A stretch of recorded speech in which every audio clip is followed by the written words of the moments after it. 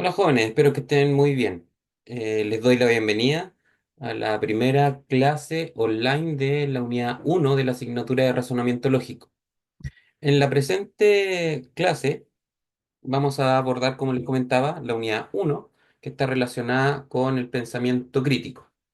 Veamos entonces los, los contenidos que vamos a ver en esta unidad. Vamos a ver como primera cosa los argumentos y falacias. Vamos a ver de qué se tratan, cuáles son y las vamos a definir. Y vamos a ver algunos elementos de lógica, principalmente conectores lógicos, ¿ya? El objetivo de la clase online, les recuerdo, se lo había comentado anteriormente, no es hacer una clase completa y detallada de la unidad, ¿ya? Porque eso en el tiempo que tenemos es prácticamente imposible. La idea siempre de las clases online es que ustedes tengan que sea la oportunidad para ustedes poder consultar todas las dudas que puedan tener con respecto a la unidad, ya que, como saben, el la manera de trabajar la asignatura es que ustedes revisen y estudien los contenidos. Para eso tienen todo el material que comentamos en la clase de inducción, el tema del foro, el tema de la actividad, ¿cierto? Eh, la actividad aplicada, tienen también, ¿cierto?, el cuestionario, tienen todos los contenidos tanto en Genially como en PDF para que los puedan estudiar. Así que la clase online, ¿cierto?, que es de la unidad completa, el objetivo que tiene es repasar a grandes rasgos los contenidos de la unidad, haciendo énfasis en los más importantes que tienen que ver con la evaluación final de esta. ¿Ya? Así que, y como les comentaba también, poder responder todas las dudas que puedan tener sobre los contenidos, ¿ya? Ese es el objetivo siempre de la clase, ¿ya? De todas las unidades. Por eso le vamos a dar énfasis a esta unidad, aunque hay un poquito más de elementos que aparecen en ella, como les decía, a los argumentos y falacias y los elementos de lógica, que es lo que tiene que ver principalmente con la evaluación final, ¿ya? Así que vamos viendo. ¿Qué tenemos? Dice, hay argumentos y falacias, ¿cierto? Donde vamos a tener que un argumento corresponde a un proceso razonado que consta de una serie de premisas que tienen como consecuencia una conclusión. Cuando hablamos de premisas, hablamos de oraciones que afirman cierta cosa, ¿ya? Eh, cierto argumento. Entonces, cuando tenemos una premisa, son frases, ¿cierto? Que tienen un valor de verdad que podemos analizar, ¿cierto? Pero en base a esas premisas, nosotros podemos analizarlas, ¿cierto? Y en base a un proceso lógico, podemos tener como consecuencia una conclusión que dice acá. ¿Ya?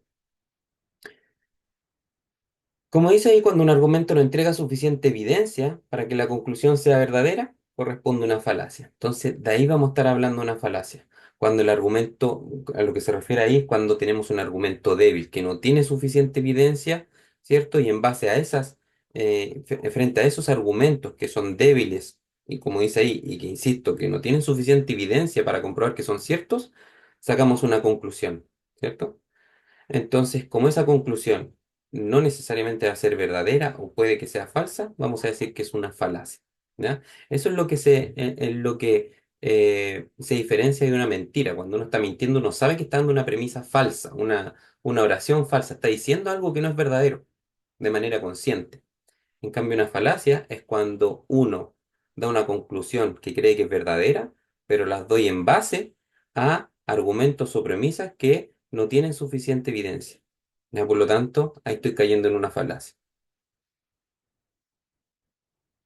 En ese contexto, hay varios tipos de falacias y las vamos a ver todas, ¿cierto? Las vamos a definir y vamos a dar algunos ejemplos para que se vayan entendiendo de buena manera. Veamos la primera. La primera falacia es dirigida al respecto. Vamos a decir que, como dice el texto que están viendo, en este tipo de falacias se acepta la conclusión usando como argumento el prestigio del experto. Y se nos plantea un ejemplo. Algunos doctores recomiendan no consumir azúcar y como los doctores son especialistas en el área, entonces el azúcar es malo para la salud. ¿Ya? Entonces no podemos afirmar que esa conclusión, perdón, que tenemos es cierta. Porque, ¿qué nos da como conclusión aquí? Que el azúcar es mala para la salud. Y estamos dando esa conclusión a partir de que algunos doctores no recomiendan consumir azúcar. ¿Ya? Entonces, que algunos doctores no recomienden consumir azúcar no necesariamente significa que el azúcar es malo para la salud. Puede que sí, puede que no. Pero ahí que vemos en una falacia porque el argumento que estamos tomando no es comprobable. Como dice acá anteriormente, no hay suficiente evidencia. Porque el decir algunos de cuántos doctores que hay en el mundo. Yo voy a decir algunos 10, pero ¿cuántos doctores hay en un país o en el mundo?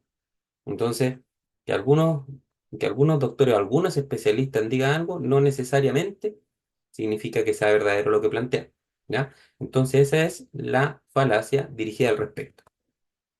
Vemos la siguiente, la falacia dirigida al hombre. En este tipo de falacias se refuta la conclusión usando como argumento el descrédito de la fuente que lo emite y no de los argumentos que llevan a la conclusión. Esto es muy común en la política, que se desprestigia a la persona, pero no al argumento. ¿Ya? Por ejemplo, dice que el número de participantes de la marcha no es correcto, ya que la cifra la entregó la organización del evento. ¿Ya? Aquí no habla sobre una persona, pero habla de la organización del evento. Entonces, uno que dice, ah, como la dio la organización del mismo evento,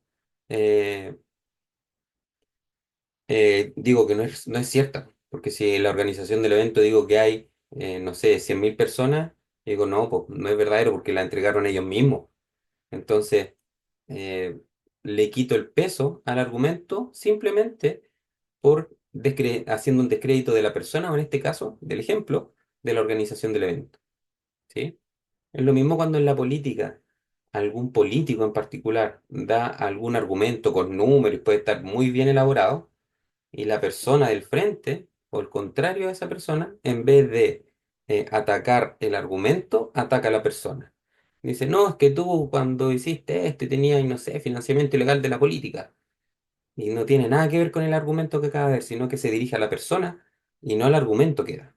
¿Ya? Entonces, cuando tenemos eso, estamos en una falacia dirigida al hombre. ¿Ya? Veamos la siguiente. La falacia dirigida al pueblo.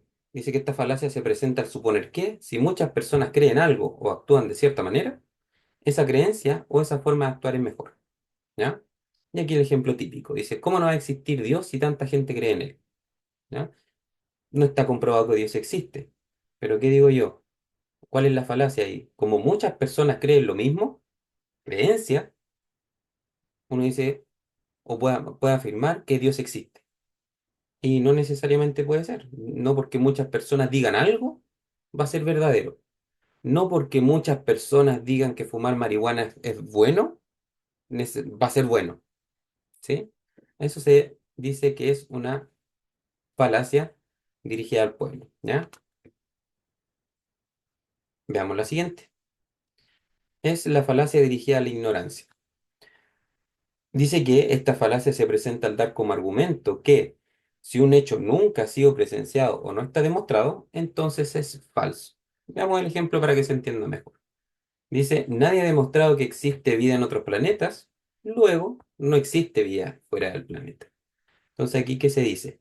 Que como nadie ha demostrado algo, se afirma se afirma ese argumento que se entrega. Entonces, por ejemplo, aquí dice que nadie ha demostrado que existe vida en otros planetas. Entonces, como nadie lo ha demostrado, listo, luego no existe la vida fuera de la Tierra.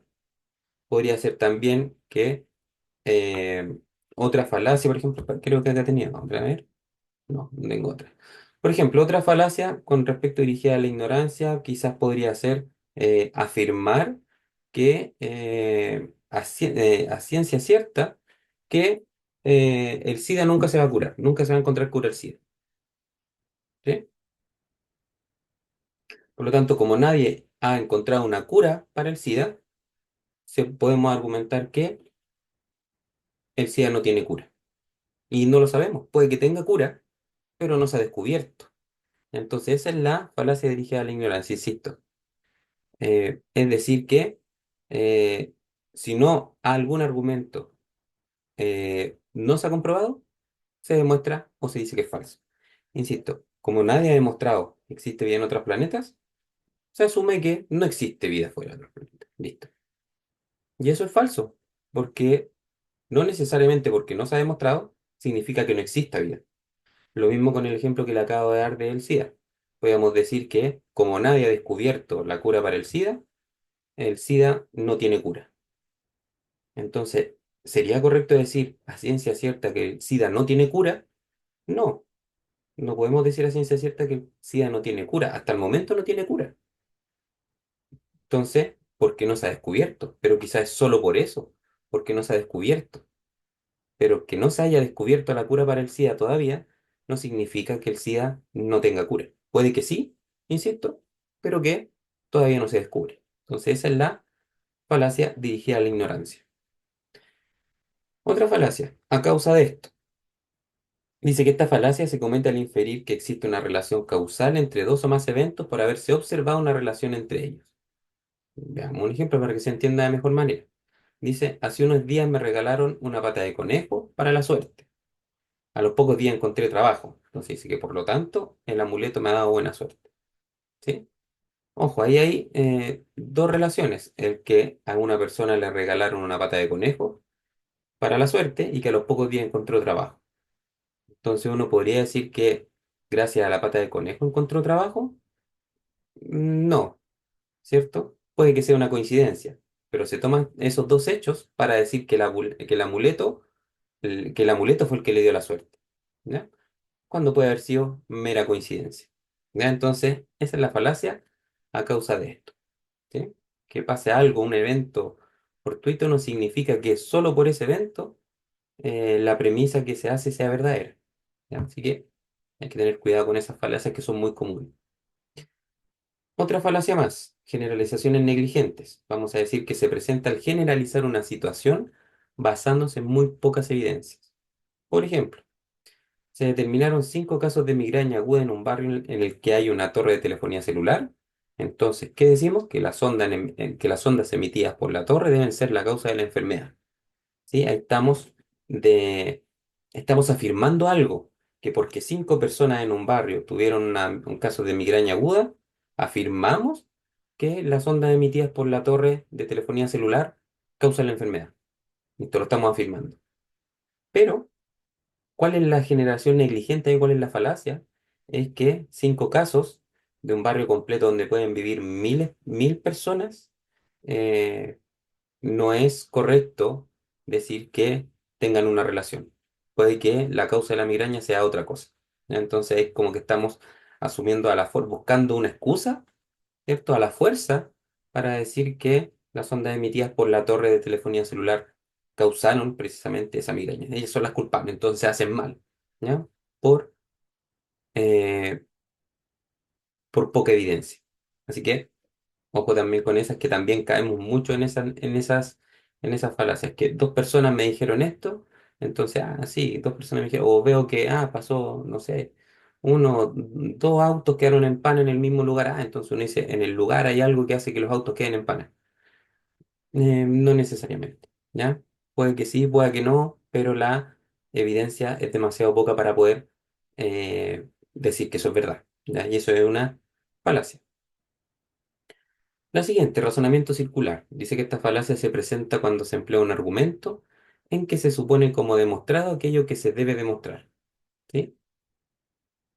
El ejemplo, todos los veganos comen sano porque las personas que no comen sano no son veganas. ¿Sí? Aquí es como el decir el verdadero o falso y dar como razonamiento dar como razonamiento lo mismo que estoy diciendo para comprobarlo. Entonces, y aquí queda demostrado, dice todos los veganos comen sano porque las personas que no comen sano no son veganas. Entonces aquí está asumiendo que si soy vegano, eh, que todos los veganos comen sano, y si no soy vegano, eh, no como sano. Entonces no tiene ningún sentido, ¿ya? Que es como blanco y negro. No necesariamente, o las personas que no son veganas, eh, perfectamente pueden comer sano. ¿Ya? El ser vegano no significa que el resto de las personas coman mal o no coman sano. ¿Sí? El comer sano, como uno podría decir que el comer sano no es exclusivo de las personas veganas. Uno puede no ser vegano y comer sano igual. Entonces se da como argumento lo mismo que estoy afirmando, ¿sí? Porque todos los veganos comen sanos, entonces las personas que no comen sanos no son veganas. Por eso se llama razonamiento circular, ¿ya? Y esas son las proposiciones, perdón, las falacias que tenemos. Veamos el segundo contenido de esta unidad que entra en el tema de la evaluación final uno, que son los elementos de lógica.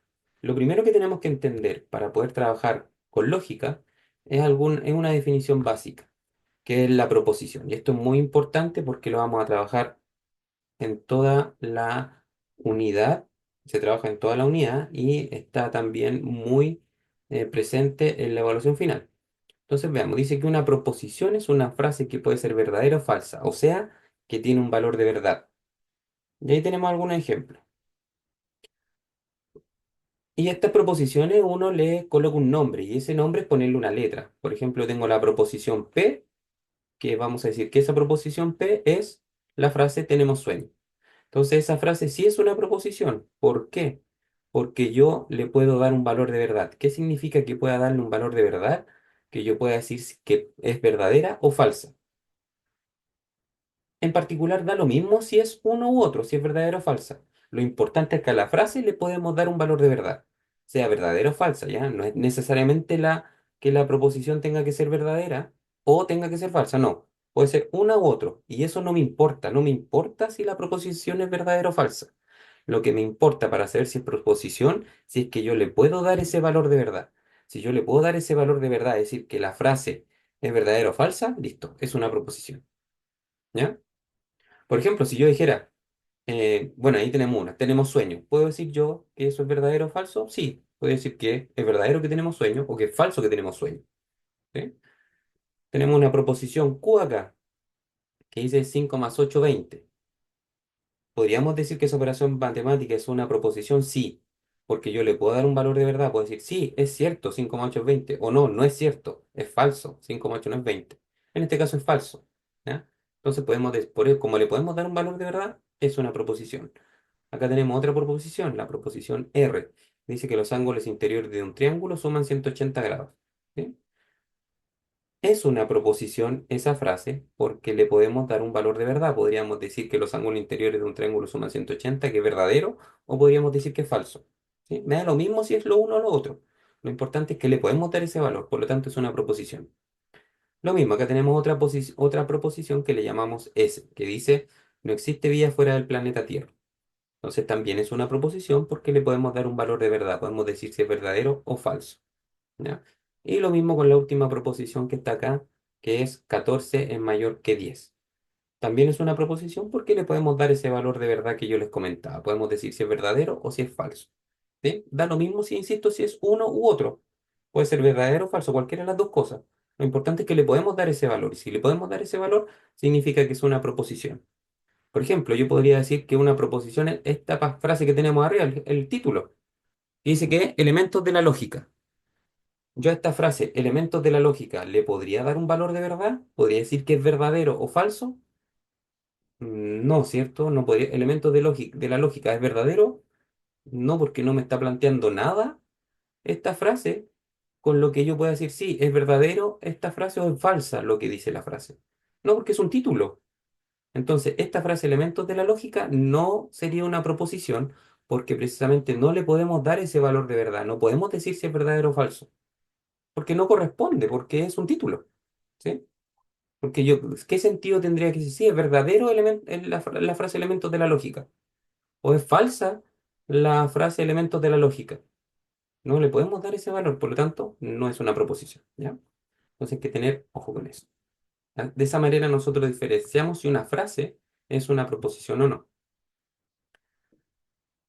Ahora, hay proposiciones compuestas en donde yo tomo más de una proposición, ¿cierto? Y le doy cierto valor o cierto cambio de manera de hacerla un poco más compleja, ¿sí? Y eso llamamos proposiciones compuestas. La primera proposición, perdón, compuesta es la negación, que es decir, es donde tenemos una proposición y al negarla se niega lo que dice esta. Por ejemplo, aquí tenemos una primera, dice la proposición P. Dice que Messi es el mejor jugador de fútbol del mundo. Entonces, ¿es una proposición? Es así, es una proposición porque yo puedo decir si es verdadero o falso. Y cuando uno le coloca ese símbolo de la ñ delante a la proposición, como está ahí, se lee como no P. Aquí, ¿qué tendríamos que hacer? Negar lo que dice la proposición original. O sea, que aquí, ¿cómo quedaría? Messi no es el mejor jugador del mundo. ¿Sí? Y ahí está, aplicamos la negación.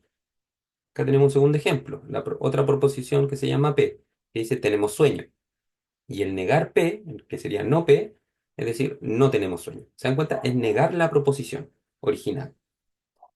Acá tenemos otra, una proposición que se llama Q. Dice que 5 más 8 es igual a 20. Es decir, no Q, o la negación de Q, es decir, que 5 más 8 no es igual a 20. ¿Se dan cuenta? Es negar cuando, como su nombre lo dice, negar la proposición original. ¿Ya? Entonces eso es la negación. También tenemos la conjunción, como un gorrito. ¿Sí? Veamos cómo funciona. ¿Ya? Supongamos la proposición, dos proposiciones, ¿ya? La conjunción siempre es para poder unir o crear una proposición compuesta de dos proposiciones diferentes. Por ejemplo, tenemos la proposición P, que dice que hoy llueve sobre Santiago, ¿ya? Que donde vamos a asumir, como dice entre paréntesis, que es verdadera, ¿ya? Vamos a asumir eso. Y tenemos otra proposición Q, que dice que Santiago es la capital de Chile. Entonces, ¿cómo funciona la conjunción? Primero, así como está acá, es como se menciona. Perdón. Así es como se escribe la proposición P, ese gorrito, ¿cierto? Y la Q. Eso quiere decir P y Q, ¿ya? Ahora, ¿cómo se construye una proposición en base a esas dos proposiciones que tenemos acá, P y Q, usando esta conjunción? ¿Cómo quedaría? Tomamos la primera proposición que es P, que dice que hoy llueve sobre Santiago, se fijan en lo mismo que dice la P acá arriba, hoy llueve sobre Santiago, y ponemos el conector y, ¿ya? ¿Cómo nosotros lo transformamos a una oración, ese gorrito?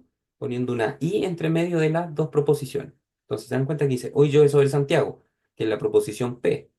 Le agrego la y coloco la segunda proposición, que en este caso es la Q. Santiago es la capital de Chile. Entonces ahí queda formada nuestra proposición compuesta a partir de estas dos proposiciones P y Q, que quedaría hoy llueve sobre Santiago y Santiago es la capital de Chile. ¿Ya? Y de esa manera formamos la proposición, simplemente colocando una i entre medio de las dos proposiciones eh, que queremos realizarle la conjunción para que quede una proposición compuesta. ¿Ya? Veamos ahora la disyunción. Supongamos otra vez dos, eh, dos proposiciones, ¿ya? Porque esta también, la disyunción también funciona para unir dos proposiciones. Veamos la primera. Dice que el seguro que poseo cubre enfermedades catastróficas. Ahí tenemos la proposición P. Y tenemos una segunda proposición, que es Q, que dice, el seguro que poseo cubre accidentes. Entonces, ¿cómo se escribe la disyunción de estas dos proposiciones? Es colocar P, el gorrito hacia arriba y Q. Y esto se lee como P o Q, ¿ya? Entonces, ¿cómo se va a construir la proposición compuesta a partir de estas dos proposiciones? Poniendo al final de la primera proposición la letra O. Fíjense, ¿cómo se leería? Dice, el seguro que poseo cubre enfermedades catastróficas, que es la primera proposición, ¿cierto? Y al final de esa proposición coloco una O. Y a continuación de la O coloco la segunda proposición, que dice que el seguro que poseo cubre accidentes. Se dan cuenta que es la proposición Q. Entonces, ¿cómo quedaría conformada la proposición compuesta con esta disyunción? Sería el seguro que poseo cubre enfermedades catastróficas, perdón, o el seguro que poseo cubre accidentes. ¿Sí? Y ahí estaría nuestra, nuestra proposición compuesta con esta disyunción, ¿ya? Que es con una O. La implicación, que es esta flechita, también sirve para unir dos proposiciones. Entonces veamos qué dice. Dice que el valor del dólar en Chile depende del precio de venta del cobre. Y ahí tenemos nuestra proposición P. Y tenemos una segunda proposición Q que dice que si el cobre sube su precio, el dólar baja. ¿Ya? Entonces, para escribir esta implicación entre P y Q, se escribe P, la flechita esa que ven ahí, y Q. Y acá tenemos dos formas de hacerlo. Fíjense, ¿cómo empezaría? Ponemos la palabra sí al principio. Y a continuación de esa palabra sí, ponemos lo que dice la primera proposición, que en este caso es P, que el valor del dólar en Chile depende del precio de venta del cobre. Y es lo que dice acá abajo en la forma uno, dice sí, que es la palabra que nosotros agregamos para formar la con proposición compuesta. El valor del dólar en Chile depende del precio de venta del cobre, ¿cierto? Ahí termina la primera proposición P. Aquí, ¿qué le agregamos? La palabra entonces, ¿sí? Y luego que le agregamos esa palabra entonces, le agregamos la segunda proposición que es Q. Si el cobre sube su precio, el dólar baja. Y ahí tenemos las dos, ¿se dan cuenta? Entonces, de esa manera, perdón, construimos la implicación. Esa es una forma. Al principio, colocar la palabra sí, a continuación, la proposición primera, que en este caso es P, luego la palabra entonces, y a continuación, la proposición segunda, que en este caso es Q. ¿Sí? Esa es una forma. La segunda forma es no poner la palabra así al principio, sino que directamente poner la proposición primera, que en este caso es P, que es decir, que el valor del dólar en Chile depende del precio de venta del cobre. ¿Sí? Y al final de esa primera proposición colocamos la palabra implica que. ¿Sí? Colocamos esa frasecita, implica que.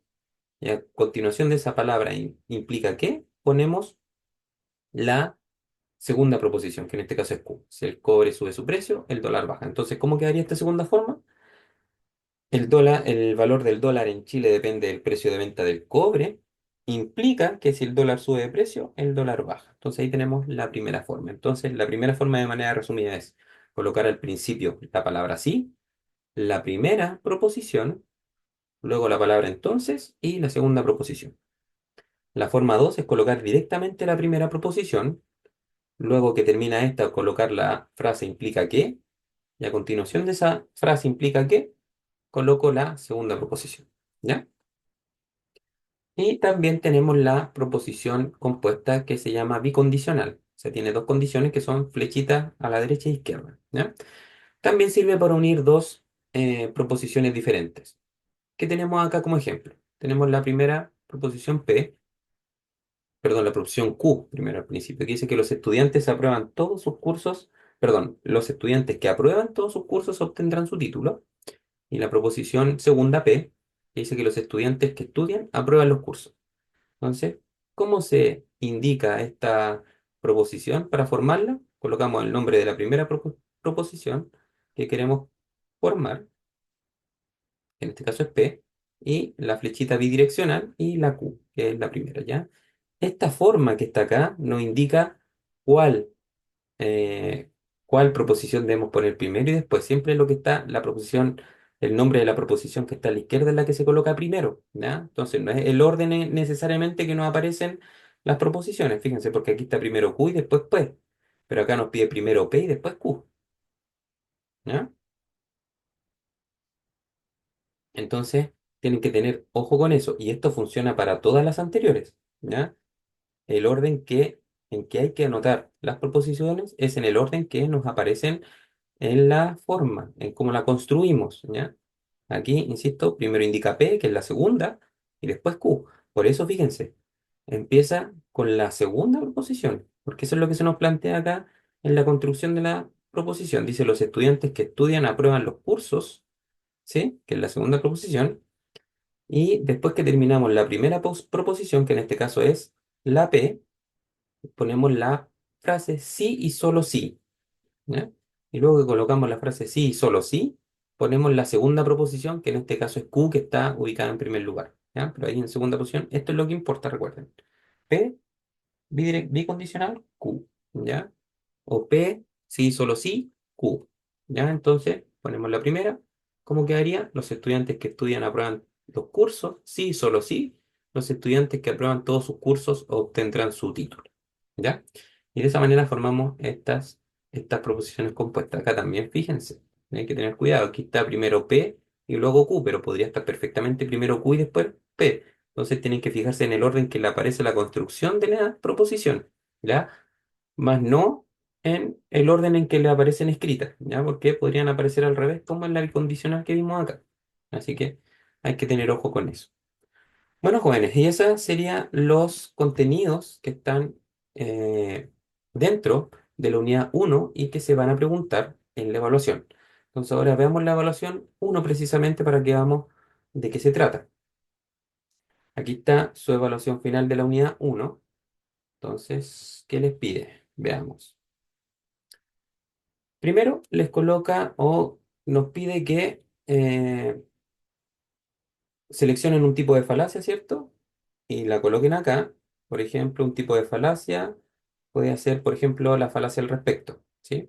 Luego colocan un argumento, que es un ejemplo. Es decir, por ejemplo, eh, veámoslo acá, veamos, para que lo entendamos mejor. Entonces, ¿qué se les pide primero? El tipo de falacia. Entonces, usted, por ejemplo, decía ya, el tipo de falacia que voy a elegir va a ser dirigida al respecto. ¿Listo? Entonces usted pone falacia dirigida al respecto acá en el primer cuadrito. Después le pide el argumento. ¿Qué es el argumento? Es el ejemplo que están aquí, que le aparece, que está dentro del contenido. Entonces usted ahí, donde les pide el argumento, usted pone, algunos doctores recomiendan no consumir azúcar y como los doctores son especialistas en el área, entonces el azúcar es malo para la salud. Listo. Y después, ¿qué les pide? La justificación. ¿Y cuál va a ser la justificación? Que, eh, a ver, ¿qué dice? Que algunos doctores recomiendan no consumir azúcar, entonces los doctores, listo. Entonces, ¿cuál sería el argumento? El argumento sería decir que la consulta es a algunos doctores, no podemos generalizar, porque que algunos doctores digan que consumir azúcar es malo no implica necesariamente que, como conclusión, que el azúcar es malo para la salud. ¿Ya? Ese sería la justificación. ¿Ya? Entonces ese primer ejercicio vale 12 puntos. Entonces elige el tipo de falacia, da un ejemplo y argumenta por qué ese ejemplo corresponde al tipo de falacia que usted puso. Luego tiene que, ojo, que aquí no tienen que colocar, tiene que ser un argumento, un argumento original. No pueden tomar los ejemplos que están en el contenido. ¿Ya? Ni los ejemplos que acabamos de ver en la presentación. Tiene que ser algo original. Recuerden que, como dice ahí, se considerará la originalidad. Si ustedes colocan algo copiado, van a tener 0 puntos. Así que ojo con eso. ¿Ya? Aquí tienen 12 puntos. Luego, para la pregunta 2 se les presenta este texto. ¿Ya? Y en base a este texto, ojo, ¿qué tienen que hacer? Extraer 4 proposiciones lógicas del texto. ¿Ya? Literal del texto. ¿Ya? De ahí tienen que tomarlas. Tomar, por ejemplo, una frase que pueda ser una proposición y usted la coloca acá. ¿Ya? Aquí no tiene que inventar nada. Tiene que sacarla directamente, insisto, del texto, como lo dice acá la letra A, que dice extraiga de él 4 proposiciones lógicas del texto. ¿Ya? Una vez que usted la anota acá, recuerde que verifique que son proposiciones, como viendo que lo que anote tenga un valor de verdad, poder decir si es verdadero o falso lo que usted anotó. De esa manera se va a dar cuenta si la proposición está bien o mal. Luego en la letra B tiene que usar las proposiciones que utilizó acá en la letra A para construir proposiciones compuestas. ¿Ya? Entonces, de acuerdo a lo que acabamos de ver, ¿sí? Ahí tiene R o S, R, I, S implica Q, y ahí tiene varios. ¿Ya? Entonces, tiene que crear aquí las proposiciones compuestas en base a las proposiciones que creó a partir del texto aquí en la letra A. Ya no son nuevas, son las mismas que puso acá, pero ahora creando las proposiciones compuestas de acuerdo a lo que se les propone. Ahí también son 12 puntos. Y finalmente tiene que leer este texto, ¿cierto? El texto completo y a partir de él contestar, ¿cierto? Las preguntas que se le solicitan acá. ¿Sí? Contestar todas las preguntitas que se le hacen a partir de el texto que se les presenta anteriormente. ¿Ya? Y esa es la evaluación completa. ¿Qué les recomiendo siempre? Eh, Leer la rúbrica. La rúbrica es la pauta de evaluación que yo utilizo para evaluarlos. ¿Ya? Entonces es importante que puedan leerla una vez que contesten toda su evaluación. Les recomiendo que vean la pauta, se fijen en el nivel 4 que le entrega el mayor de puntaje el mayor puntaje en cada pregunta, ¿cierto? Fíjense 3 9 de ahí va bajando. Y si usted cumple todo lo que dice esta columna de nivel 4 de los niveles de, de evaluación, significa que usted debería tener un 7. ¿Ya? Por ejemplo, dicen la construcción de proposiciones compuestas. ¿Cuándo va a tener los 3 puntos? Cuando escriba las proposiciones compuestas en lenguaje corriente, aplicando correctamente la implicancia como el conectivo lógico. ¿Ya? Lo que habíamos dicho, el y, el o, el implica que, el entonces, a eso se refiere con los conectores lógicos.